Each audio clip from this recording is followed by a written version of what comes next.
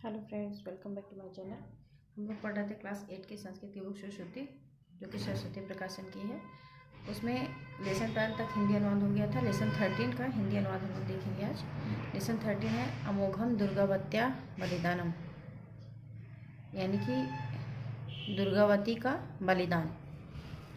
इसका हिंदी अनुवाद देखते हैं हम लोग। राज्ञी दुर्गावत्याः जन्म अक्टूबर मासस्य पंचदशे दिनांके चतुर्विंशत्यधिक पंचदशतमे वर्षे अभवत्। रानी दुर्गावती का जन्म अक्टूबर मास के 15 तारीख को चतुर्विंशत्यधिक पंचदशतमे यानी 1524 ईस्वी में हुआ। अभवत् माने हुआ। सा बादा जनपदस्य कालिंजरस्य राज्ञा कीर्ति सिंह चंदेलस्य एकमात्र पुत्री आसीत्। वह बादा जनपद के कालिंजर के राजा कीर्ति सिंह चंदेल की एकमात्र पुत्री थी। आसीत् माने थी। सा सुंदरी सुशीला विनम्रा योग्या साहसी च बालिका आसीत्। वह सुंदर सुशील विनम्र योग्य और साहसी बालिका थी। तस्यै बाल्यावस्थायाम् एव वीरतापूर्णाः कथाः श्रवणं पठनं च रोचन्ते अस्म।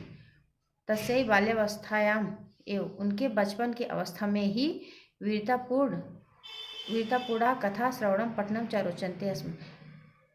उनकी बचपन में ही वीरतापूर्ण कहानियों को सुनने में और पढ़ने में रुचि थी। दुर्गावत्याः विवाह गोंडवानायाः राज्ञा दलपति साहेन सह अभवत्। दुर्गावती का विवाह गोंडवाना के राजा दलपति शाह के साथ हुआ। तस्याः एकः पुत्रः अभवत्। उनको एक पुत्र हुआ। यस्य नाम, जिसका नाम वीर नारायण आसीत्, वीर नारायण था। यदा वीर नारायण 3 वर्षीय एव आसीत्, जब वीर नारायण 3 वर्ष के ही थे एवं माने ही, तदा दलपति शाह से मृत्यु अभवत्। तब ही दलपति शाह की मृत्यु हो गई।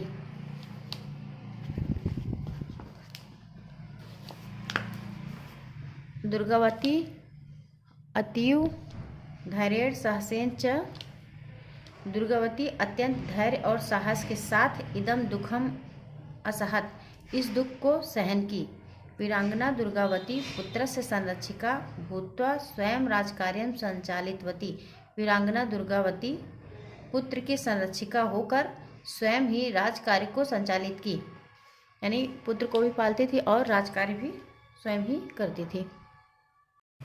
दुर्गावत्याः योग्यताया वीरताया च प्रशंसाम अकबर आश्रडोत। दुर्गावती की योग्यता और वीरता की प्रशंसा अकबर सुना। सह मुगल शासकम आसफ खानम गढ़ मंडले आक्रमणम कर्तुम प्रेरितवान। वह मुगल शासक आसफ खान को गढ़ मंडल में आक्रमण करने के लिए भेजा। सह स्वसैन्य बलेन सह आक्रमणाय प्रचलत। वह अपने सैन्य बलों के साथ आक्रमण के लिए प्रस्थान किया। प्रचलत माने प्रस्थान किया। सह मुगल शासकम आसफ खानम गढ़ मंडले आक्रमणम कर्तुम प्रेरितवान। वह मुगल शासक आसफ खान को गढ़ मंडल में आक्रमण के लिए प्रेरित किए। सह स्वसैन्य बलेन सह आक्रमणाय प्रचलन। वह अपने सैन्य बलों के साथ आक्रमण के लिए प्रस्थान किया। प्रचलत मतलब प्रस्थान किया। दुर्गावत्याः मंत्री, दुर्गावती के मंत्री आसफ खान से सेनाम सज्जाम च दृष्ट्वा। दुर्गावती के मंत्री ने आसफ खान की सेना को सजा हुआ देख करके तेन सह युद्धम मा करोत इति निवेदनम अकरोत। उनके साथ युद्ध मत करो, इस प्रकार का निवेदन किए। तस्य प्रस्तावम श्रुत्वा, उनके प्रस्ताव को सुनकर महाराज्ञी सा गर्वेण उक्तवती। महारानी ने गर्व से कहा, मैं भो अहम युद्धम करिष्यामि। ऐसा नहीं है, अहम युद्धम करिष्यामि, मैं युद्ध करूंगी। यतो हि पराधीनताया श्रृंखलाया स्वतंत्र पूर्वकम जीवनम श्रेयस्करम अस्ति। गुलामी की श्रृंखला में बंधा हुआ जीवन जीने से श्रेष्ठ है कि स्वतंत्रता पूर्वक जीवन जिए। राज्ञी सैनिक वेशे अश्वम आरूढ़ स्वसैनिकै सह निर्गच्छत। रानी सैनिक वेश में घोड़े पर चढ़ करके स्वसैनिकै सह अपने सैनिकों के साथ निर्गच्छत माने गई। शत्रुभिः सह घोरम युद्धम अभवत्। शत्रुओं के साथ घोर युद्ध हुआ। तस्मिन् मध्ये, उसी बीच में, सा श्रुतवती, उन्होंने सुना, यत तस्याः 15 वर्षीय पुत्रः विद्धा अश्वात् अपतत्। तस्मिन् मध्ये, उसी बीच में, सा श्रुतवती, उन्होंने सुना, यत की उनका 15 वर्षीय पुत्र गोली लगने से घोड़े से गिर पड़ा। राज्ञी विचलिता न अभवत्, रानी विचलित नहीं हुई। तस्याः सैनिकाः तां पुत्रस्य अंतिम दर्शनं कर्तुम् अकथयन्, उनके सैनिकों ने तां पुत्रस्य, उनके पुत्र की अंतिम दर्शन करने के लिए कहा। परंतु सा वीरांगना उत्तरम दत्तवती, लेकिन उस वीरांगना ने उत्तर दिया, ऐसा समय पुत्रम द्रष्टुम नास्ति, यह समय पुत्र देखने का नहीं है। मम कृते प्रसन्नतायाः विषयः अस्ति, मेरे लिए यह प्रसन्नता का विषय है। यत्कि मम पुत्रः, मेरा पुत्र युद्ध भूमौ वीरगतिं प्राप्तवान्, युद्ध भूमि में वीरगति को प्राप्त हुआ। अतः तम देवलोके एव मिलिष्यामि, अतः मैं उससे देवलोक में ही मिलूंगी।